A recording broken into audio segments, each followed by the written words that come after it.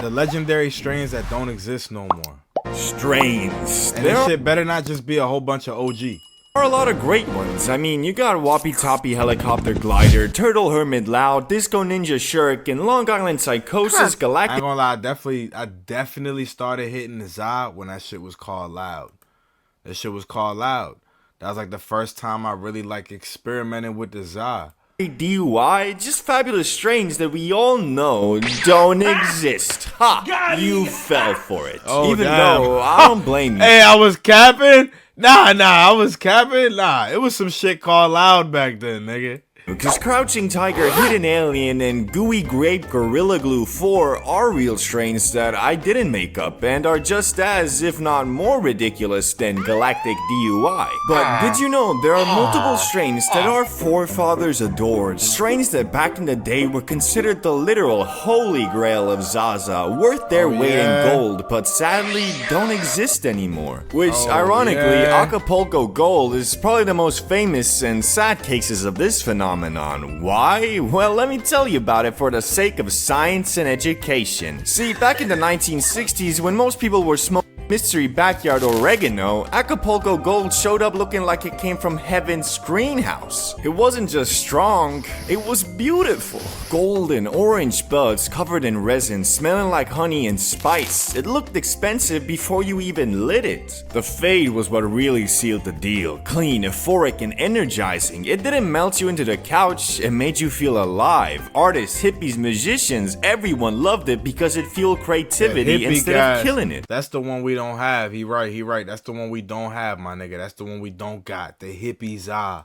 You could write poetry, play guitar, or question capitalism That shit was the Adderall of his decade. all in one sitting, and then there was the mystique. You couldn't just go buy Acapulco Gold anywhere. It came from a small coastal region in Guerrero, Mexico, son. So when it did show up in the States, it was like treasure. Plugs bragged about having it, magazines wrote about it, even pop culture icons name dropped it. Basically, Acapulco Gold was the first celebrity strain. It represented everything people imagined. That was the first rapper weed. Acapulco, whatever the fuck. That was the first rapper weed. That crazy, like. Could be exotic, natural, and untouchably elite. So what happened to it? In short, the DEA happens. By the late 1970s, the US government decided Mexico was exporting a little too much happiness and launched a series of eradication campaigns. The most infamous was Operation Condor, basically translated to Let's Napalm Paradise. Entire fields of Acapulco Gold were burned, sprayed, or bulldozed out of existence. Local farmers who'd spent generations perfecting those golden genetics either fled or switched to faster growing high-yield hybrids to survive. Within a few years, the original line, the real sun. Nigga, hold on to the last bit of that shit. You see him? Like the last bit of that motherfucker. Like, honey-scented Acapulco Golds was gone. What's left today are hybrids borrowing the name for nostalgia points. Yo, see, I know how much you love the Za. Well, I think you love it more. So I mean us, the last remaining Acapulco Gold. Bruh, there's no way. It doesn't exist anymore. It was all burned by Reagan and the boys. Nah, man. My plug Dave told me his grandpa was actually a part of Operation Condor, and he said that just before they napalmed everything, he took a few seeds, and well, he's been growing it in his basement ever since. Of course, he did charge a premium, but I mean, who wouldn't? I hate to break it to you, but the only thing growing in Dave's house is his appetite for crack cocaine. Man, whether Dave is a crackhead or not, it don't change the fact I got this.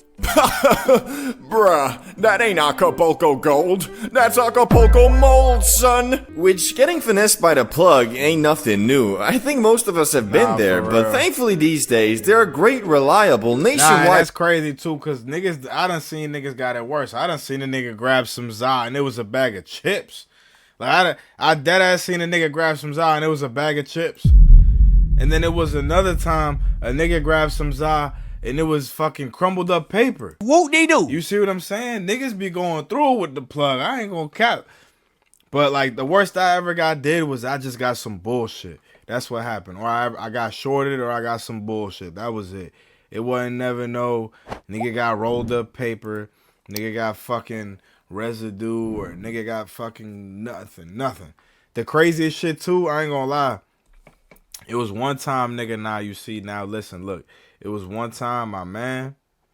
This nigga came to a disclosed location. Shawty came and he wanted to, grab some shit. He wanted to grab a little pillow with some slight, right? So Shawty went ahead, grabbed a plate, and like a silly nigga, bro ain't want to open the joint till he walked, like till the plug walked away type shit. You feel me? He didn't want to confirm the fact that he had what he had and shit. You feel me? That was already the first strike. Now the fucking issue was when he opened the bag, right? The shit was full of what's the joint called, bruh? Couch stuffing, my nigga. So the nigga bought a plate. Shorty bought a plate, and it was full of couch stuffing, my nigga. That was it. That was the end of it right there. I think back then when the pounds was like 3K, it was 3K for the pound. That's what happened. Shorty paid 3 bands. He got pillow stuffing, and he got hit with the whoop-de-doo. You feel me? Like straight up, got hit with that shit in the head with it. While the DEA were out in Mexico burning that pure natural Zaza, the government was also allegedly cooking up an abomination in a lab. That strain was called G13. According to legend, sometime in the 1970s, the US government, maybe the CIA, maybe the FBI, maybe just a group of very bored scientists, decided to make the perfect za. The story goes that they gathered the best genetics from all around the world, Afghani indicas, Thai sativas, Colombian golds, and started crossbreeding them in a top secret lab at the University of Mississippi, which, fun fact, really was the only place allowed to grow for research. Out of those experiments came one plant that supposedly outsmoked the rest, Government Indica 13, or G13 for short. It was rumored to be so strong that even agents testing it couldn't handle it. The high was heavy, the THC was off the charts, Imagine. and the legend says... Imagine the high, my nigga. See, me and you would love some shit like that, but these niggas... these niggas... One rogue scientist smuggled a cutting out of the lab and released it to the public. Basically, God's work. Now, officially, the government says none of this ever happened, which of course makes it sound way more real. Whether it was a lab-grown super strain or just a really good story, G13 became a myth that outlasted most of the people who smoked it. If it was true, the original clone is long gone, lost to time. Somebody pulled that trigger. Niggas always find a way to pull the trigger. I don't give a fuck. Niggas always find a way to pull that trigger. Somebody did that shit. That shit real. Bad breeding, but its name still shows Anything they say they didn't do, they actually did. On dispensary menus. The only difference, the one in your local shop probably wasn't made by the CIA. Seems like the government really enjoyed destroying Zaza, but there was one strain that didn't need any help. It destroyed itself. A self-inflicted extinction born from pure success. That strain was called Roadkill Skunk.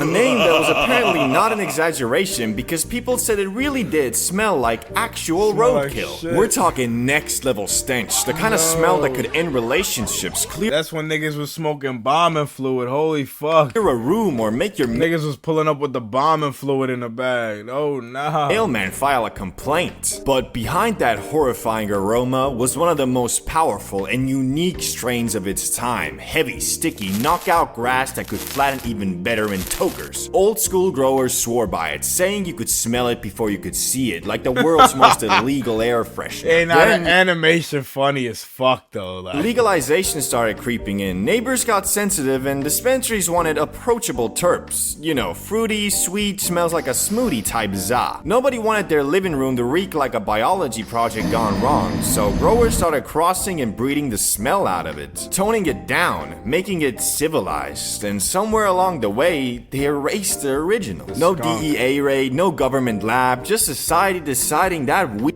was too loud, bro. Now, anything labeled skunk is basically a domesticated descendant. Polite, perfumed, deodorized. The real roadkill skunk is gone. Anything called skunk is huff. Like, if niggas say they got skunk, I'm assuming already you got bush in your hands.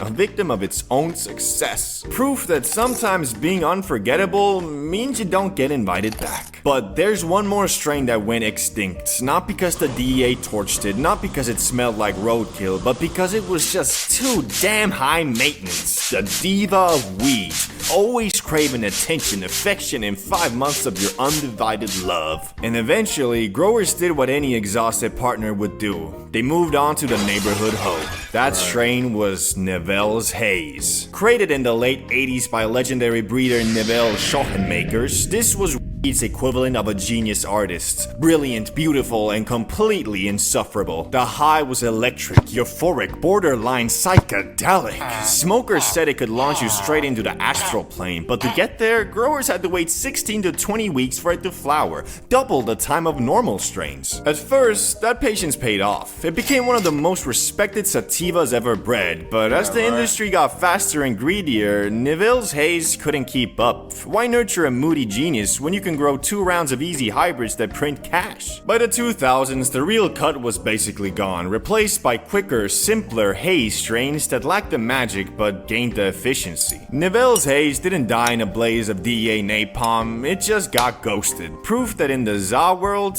even legends can get left on red. Before I go though, make sure you join our official— Nah, that's real shit.